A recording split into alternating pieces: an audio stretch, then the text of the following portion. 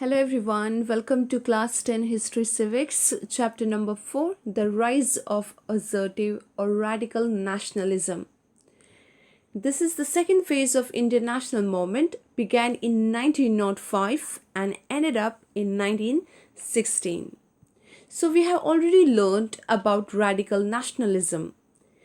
The revolutionaries who followed radical methods or rigorous method or violent methods are called as radical nationalist. Why there was a need of radical nationalist? Because the early nationalists failed to achieve complete swaraj, so there rose the assertive nationalist.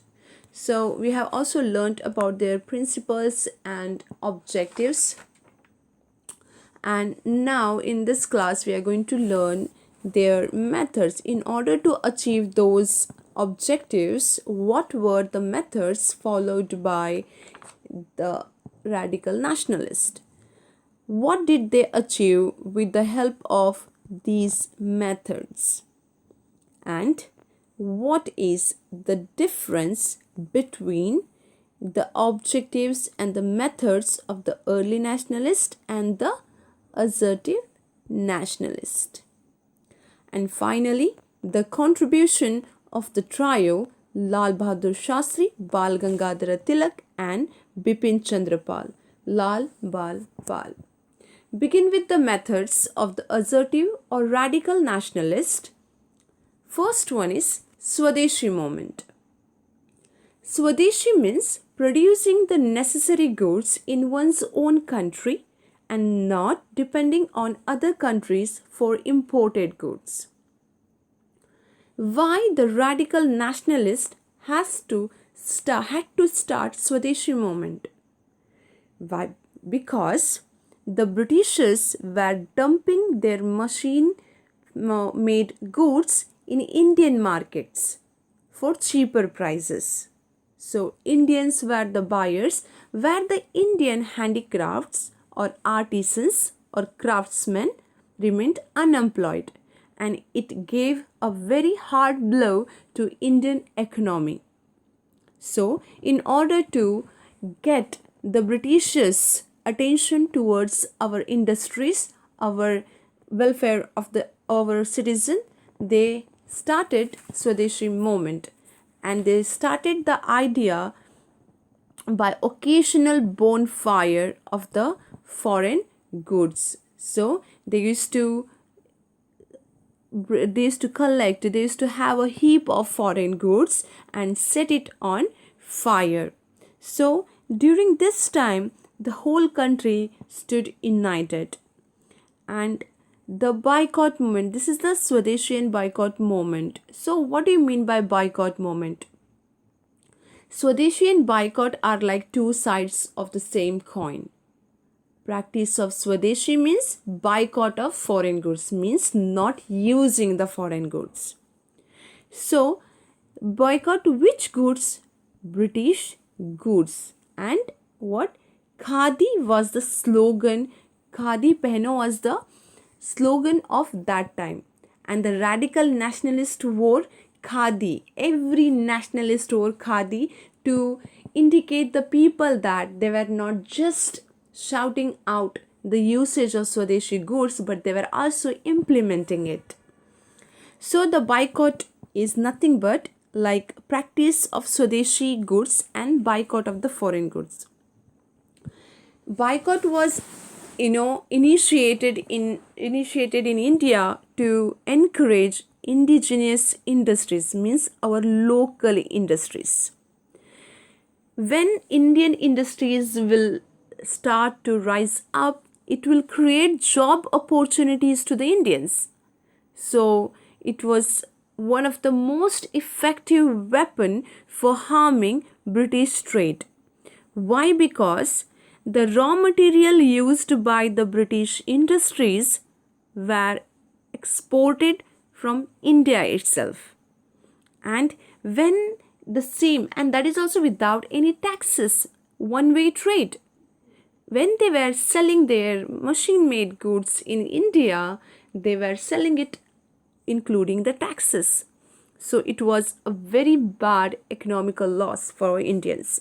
So Lal Lajpat Rai said, "We desire to turn our faces away from government house and turn them to huts of people." It means that when we will stop buying goods from for British manufacturers, then they will definitely have to look into our economic condition. If we will ignore them, they will come back of us. So this is the significance of the boycott movement. Next one is boycott movement. Next one, national education.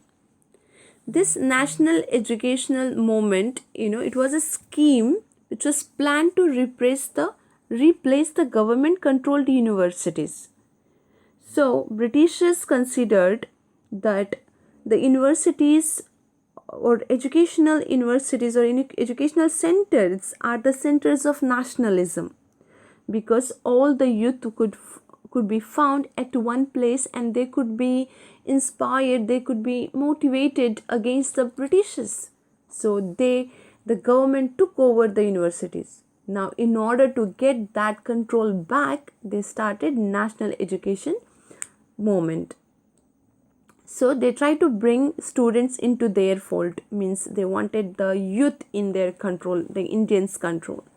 When the government threatened to take disciplinary action, a large number of national schools were set up in East Bengal. One of the first East Bengal institution was the Indian National Institution of Bengal. So efforts were made to national orientation to education in vernacular languages. So the first reasons to start national education was that the inherited defect system of education by the Britishers.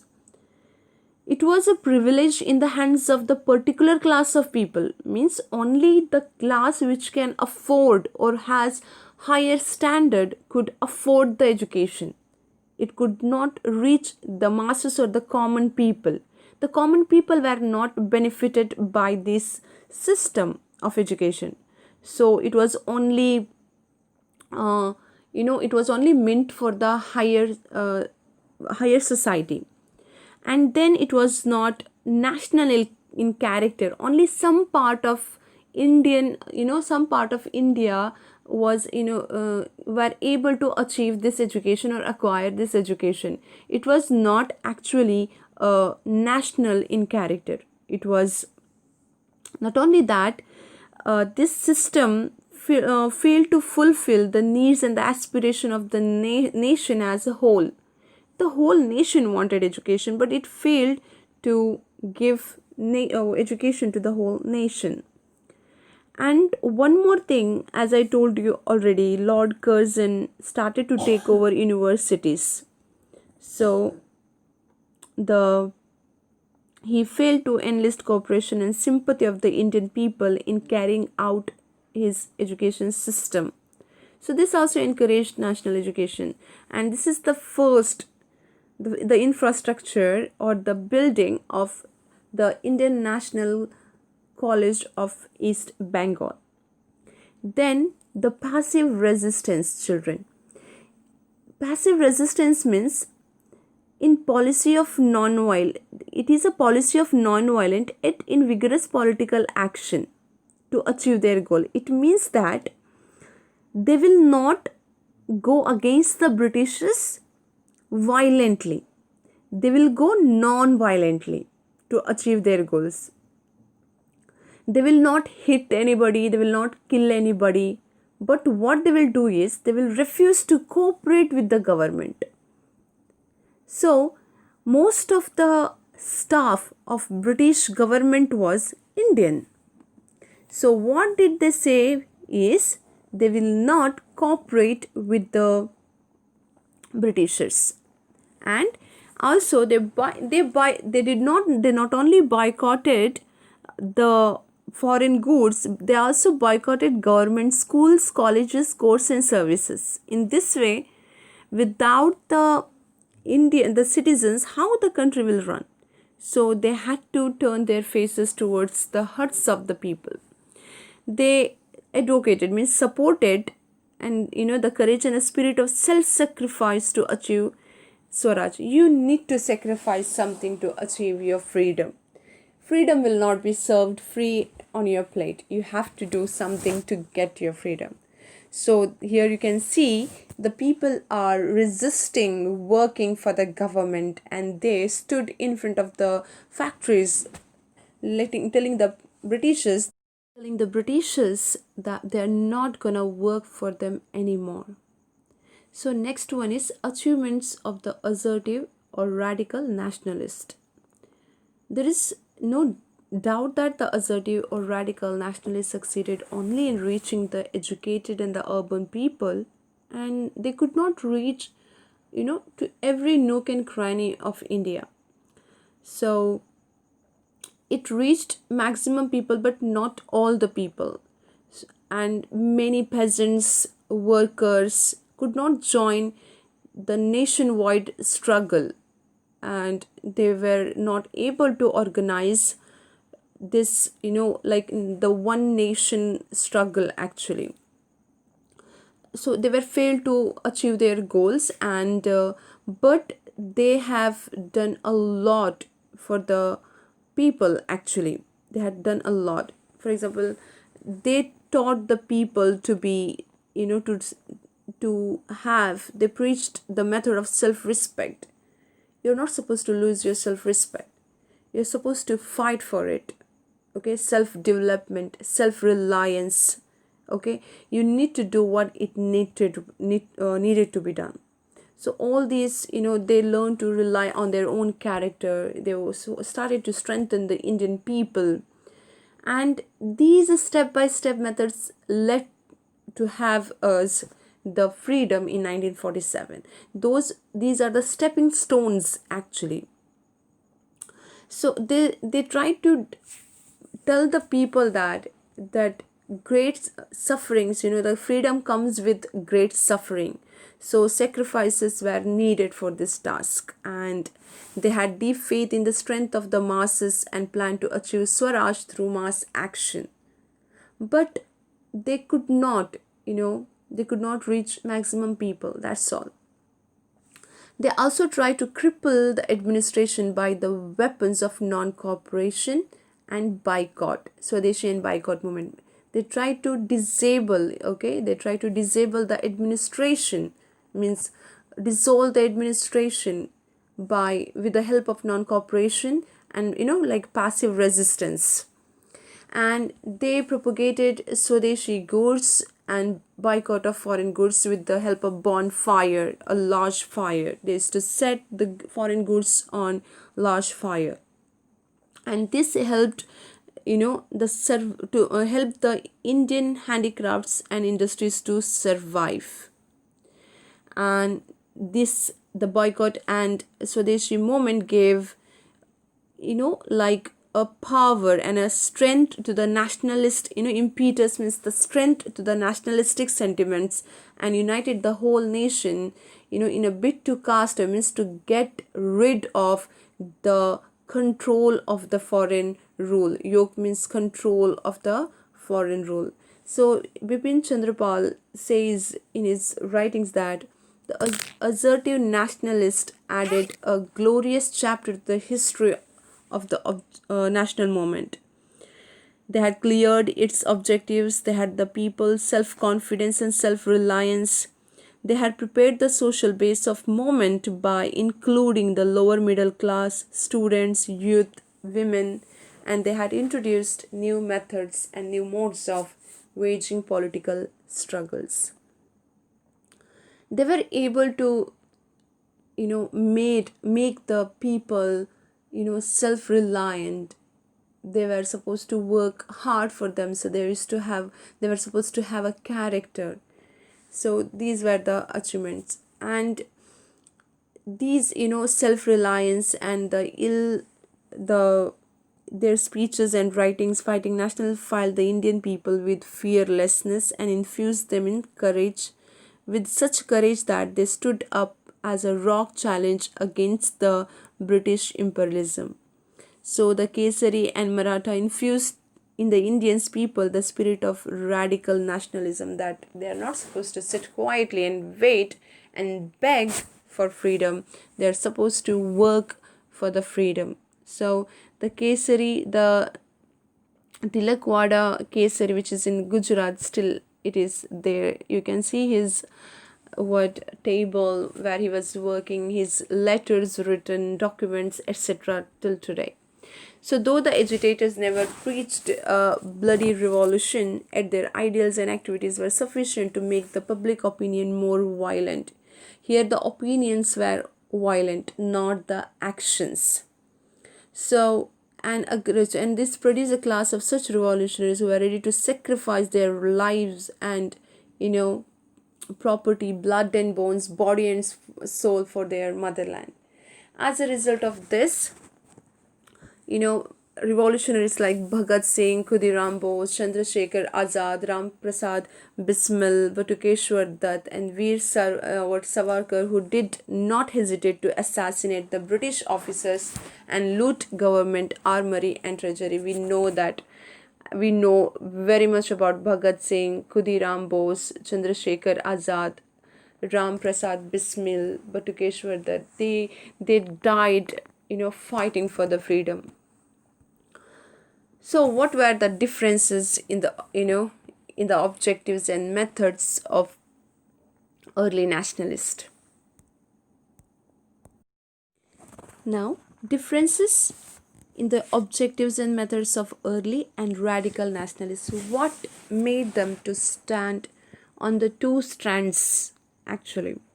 So, the early nationalists, they wanted self-government, means they wanted to be ruled by the Britishers, and they should also have some rights in their own country, but Britishers will be there because they considered Britishers as their friends, and they strove for autonomy within the empire. Strove means they tried to have, or they put a lot of efforts to have autonomy. Autonomy means self-government within the empire, means the Britishers will be there, and then again they will have autonomy, means self-government. And they never asked for absolute independence, means complete independence, Purna Swaraj, whereas the radical nationalists were opposite of them. They aimed at Swaraj, or total freedom. They wanted the Britishers out of India because they thought that as far as we Indians are under the British rule, we will never have our freedom. So they thought that this is the only remedy for this illness. The Britishers had to be uprooted and thrown out. So, whereas the early nationalists considered the Britishers were friends and they only wanted self-government under the British rule. But the radical wanted to throw out the Britishers from the country. Second one, the early nationalists were loyal to the British rule and the English crown. So, considered British rule a boon, a blessing for India. The early nationalists loved the Western culture, they loved Western education and heritage, everything. So they considered British crown or British rule as a blessing for India. When it comes to the radical nationalists, they were not at all loyal to the British rule and they wanted to uproot, means throw the Britishers from India. Third one, the early nationalists had full faith in the British sense of justice and fair play.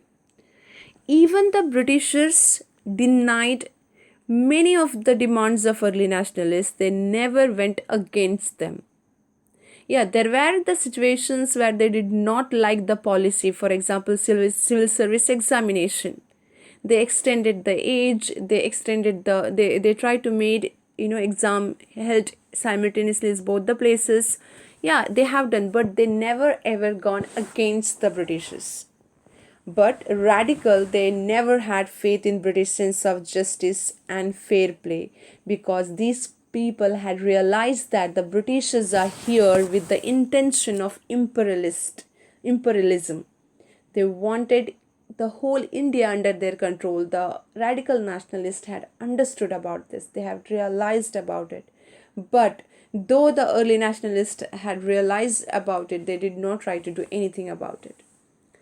Next one, the early nationalists believed in adopting constitutional and peaceful methods, means beggary method, sending petition, memorandums, writing letters, sending deputations, making them understand the need of Indians, but nothing really worked out. Their methods were moderate, their nature were moderate, their objectives were moderate.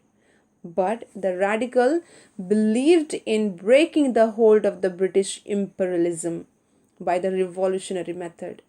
Okay, we know that they followed repressive, resistance, passive resistance, where they will not cooperate with the government, but they did not agree to the policy of the government. They were against it, they were violent about it, though they were non-violent with their action, but they were very, very violent with their demands. So these early nationalists, they held meetings to convince the Britishers. They delivered speeches. They passed resolutions. They took decisions like, okay, we will do, like we'll follow this methodology. We will beg them. So, and they submitted appeals and petitions to the government to project their demands. But the radical nationalists, they believed in launching political agitations, means non-cooperation movement, national education movement, Swadeshi boycott movement, and they wanted to make the people self-reliant, to have their own character. They should have their own national awakening, and they opposed the policy of political beggary, means peaceful methods, or constitutional, where they give speeches, they submit appeals and all. So they were opposite, they against the beggary and the favorable policy of the passive resistance. So this is quite clear that the moderate, why they were called as moderates and why they were called as extremists or radicals, because they, by hook or crook, they wanted freedom, but these people wanted freedom anyhow possible, and these people wanted self government within the British Empire.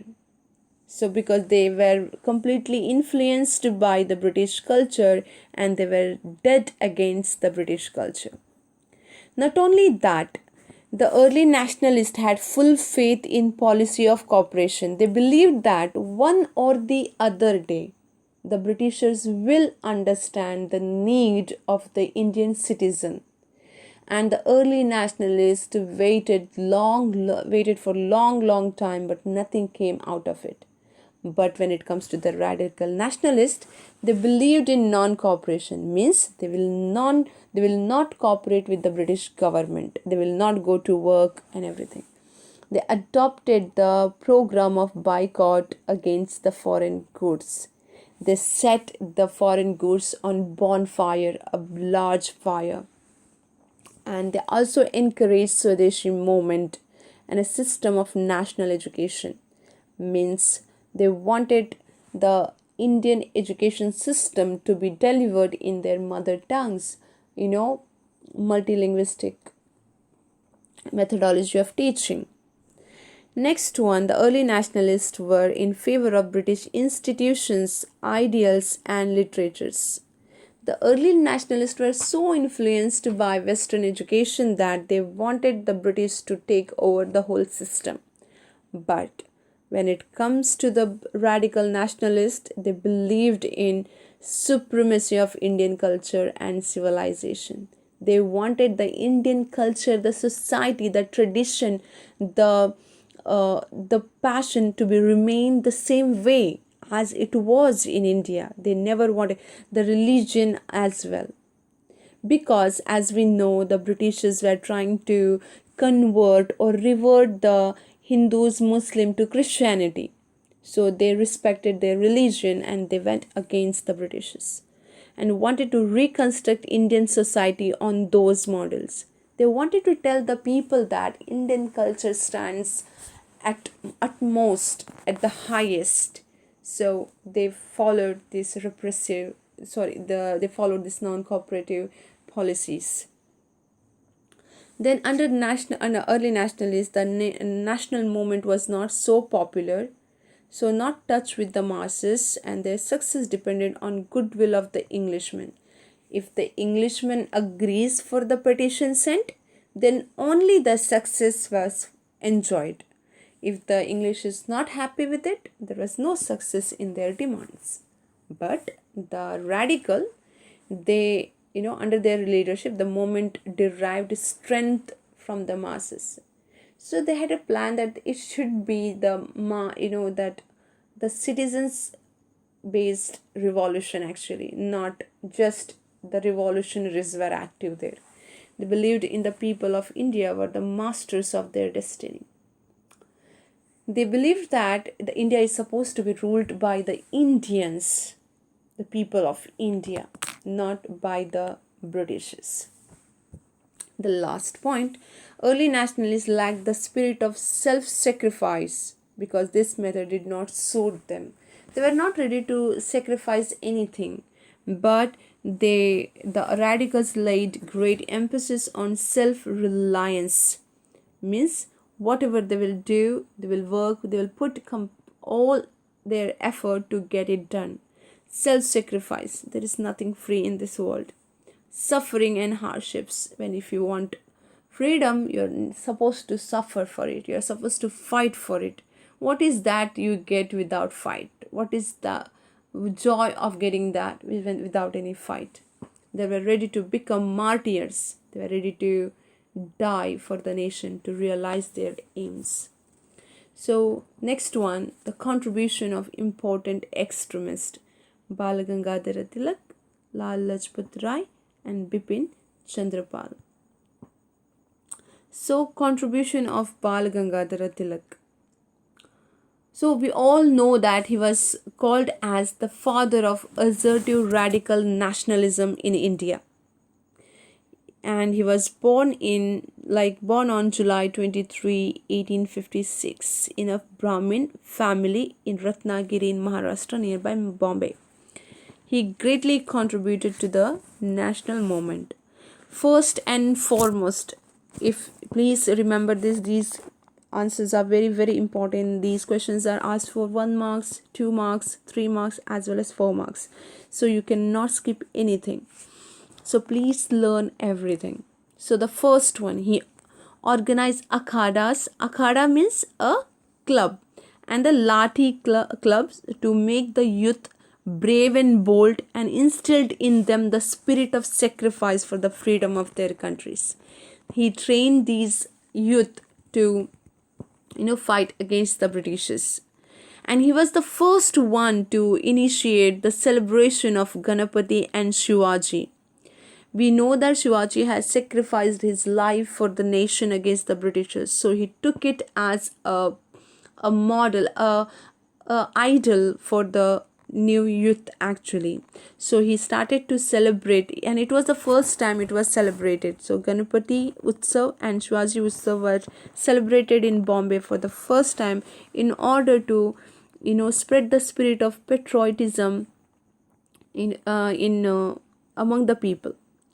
And next one, as we already know, he is the editor of Kesari and Maratha.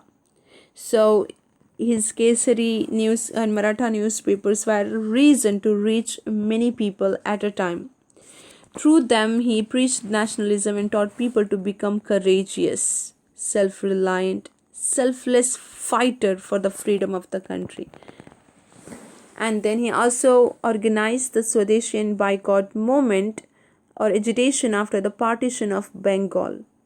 After the Surat session of the Congress in 1907, there was a split in Congress. That was the right wing and the left wing. So Tilak assumed the leadership of the national fighter, that is the Congress.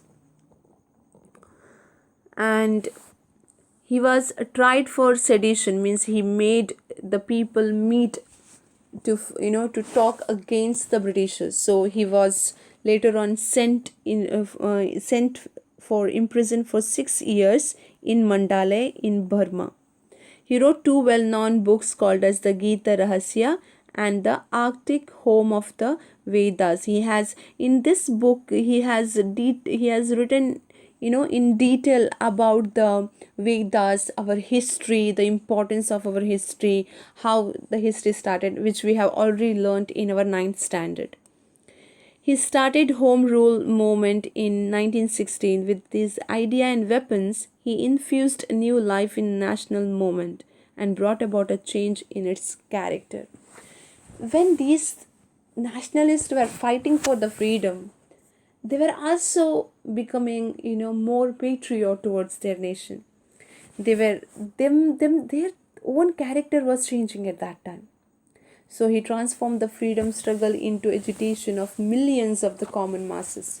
Now it was not anymore the freedom. It wasn't the freedom struggle of very few revolutionaries now. It was the mass movement of the millions of Indians. He gave a new direction to the freedom struggle and made it popular. He accelerated its pace and widened its base. With the help of his newspaper Kesari and Maratha, he was able to reach many people and widen means create a large space for the nationalism. Okay, he will be known as the maker of modern India. People will remember him as a man who lived and died for them.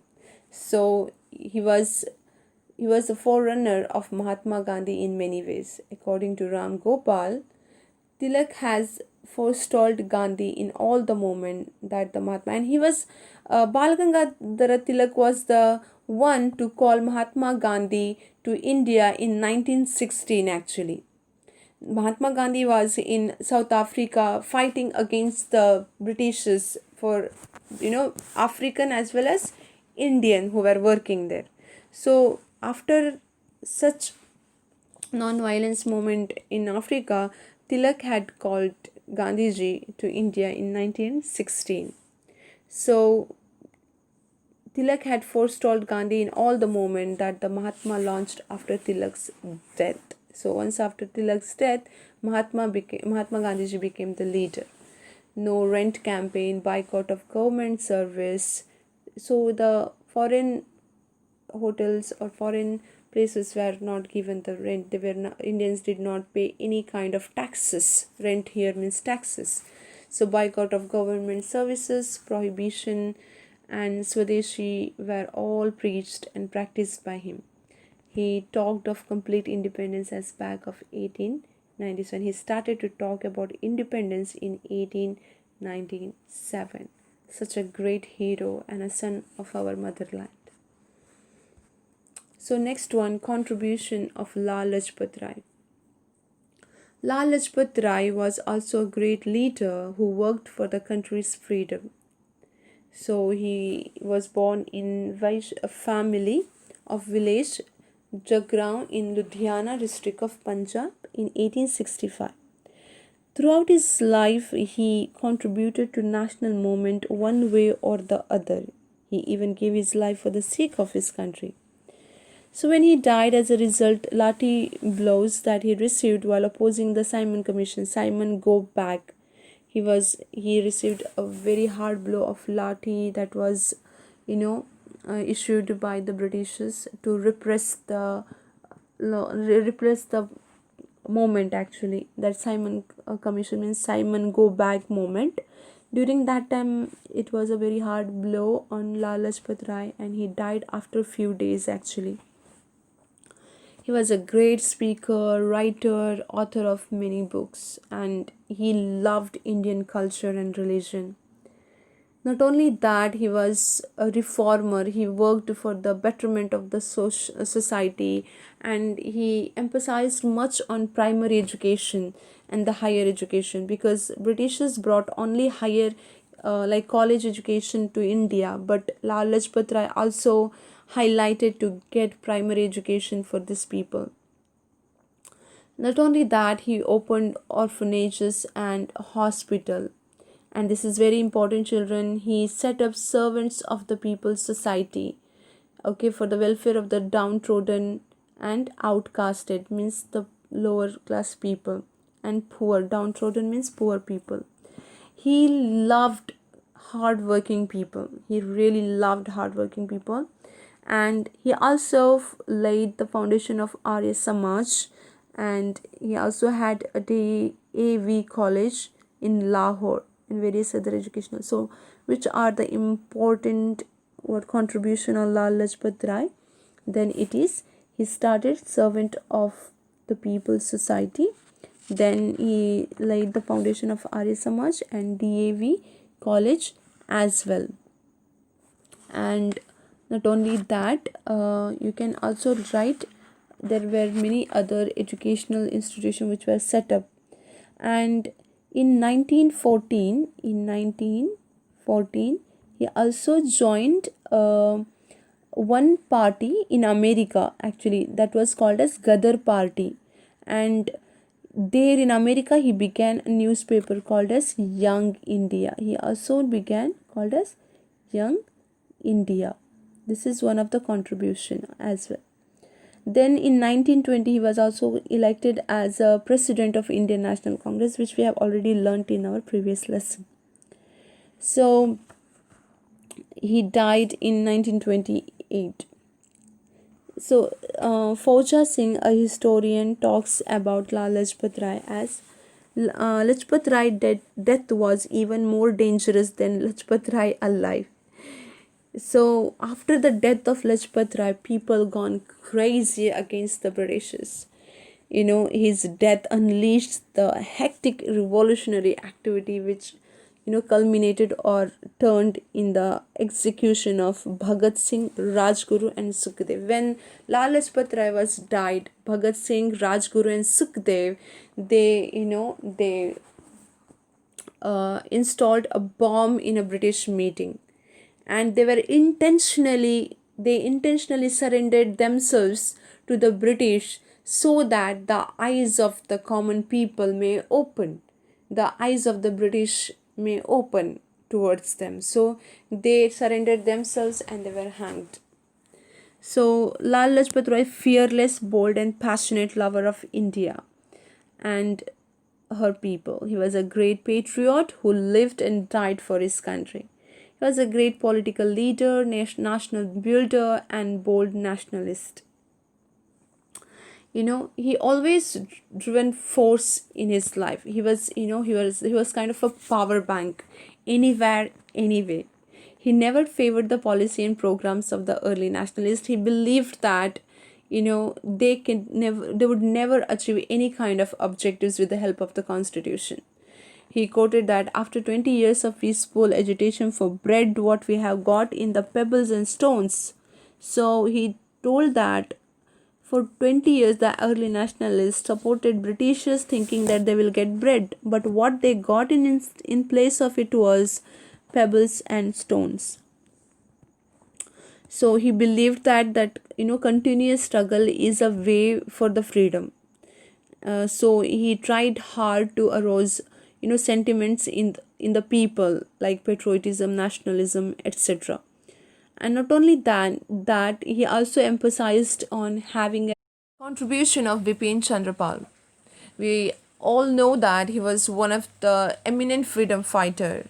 Not only that, he was a orator par excellence, and he was freedom fighter, economist, and when it comes to Indian independence, he was one of the most eminent activist.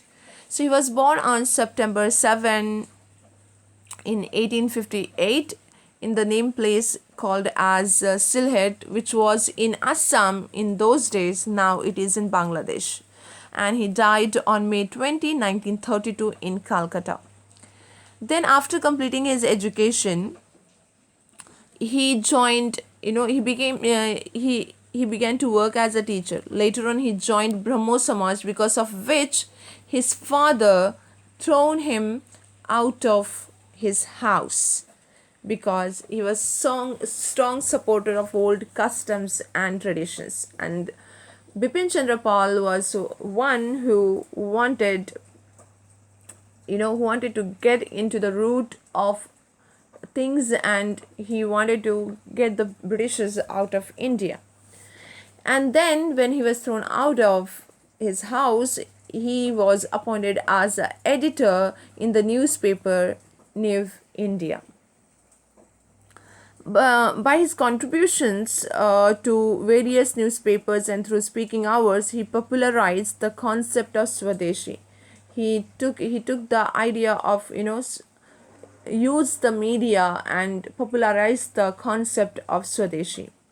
He himself told once that if the government were to come and tell me, take Swaraj, I would say, thank you for the gift, but I will not have that which I cannot acquire by my own hands. So, then he joined Congress in 1897. In the beginning, he supported early nationalists, but when these early nationalists agreed for the partition of Bengal, Bipin Chandra Pal left that wing and joined the radical nationalist group. Not only that, he went to England to study Western politics in 1908. There he learned about the history of Britishers, the way of their ruling, etc. And not only that, he not only studied over there, but also he pleaded the British government, for the political rights of the Indians. He tried to make them understand, not with the violent action, but violent demands. As I have already told you, that Bipin Chandra Pal was a speaker par excellence. He was, highly ranked. When it comes to speaking, he was highly ranked and could influence the people by the magic of his tongue. He was able to change the mentality and the thoughts of the people. He could make them realize the importance of freedom. So he had that magic on his tongue. And then he was a true worshipper of freedom, and he wanted to, achieve Swaraj and or complete independence from the foreign rule. He believed that the Indians should have the right to mold their destiny. When it comes to one's nation, you have the right to live there. That is also free, with freedom, with independence. You do not really have to depend upon someone who has come from outside. You're not supposed to take permission from the intruders. So he believed that India had that capacity, or the Indian could mold their own destiny. They could get their freedom. So he did not favor the constitutional method of begging, petition, appeals, etc. for the attainment of the freedom. He wanted to achieve Swaraj through political agitation, sacrifice, and hardships. He believed that sacrifice and hardships are the only way to get the freedom.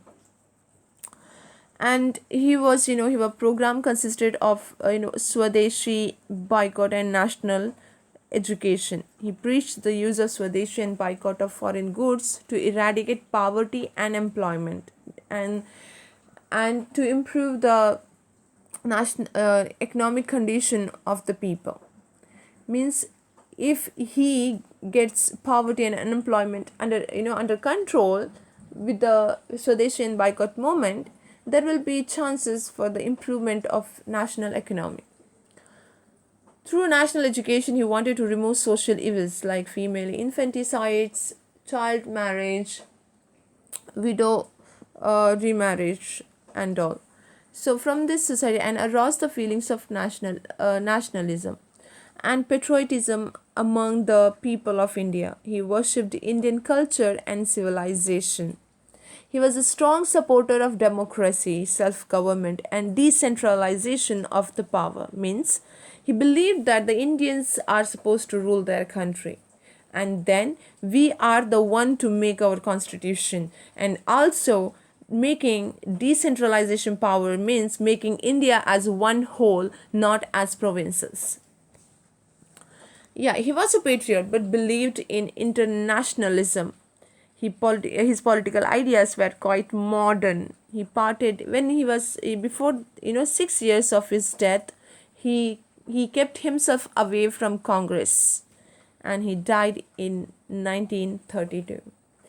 So here we comes with our last portion of the chapter, and please take down the notes and send the snaps as soon as possible. Thank you.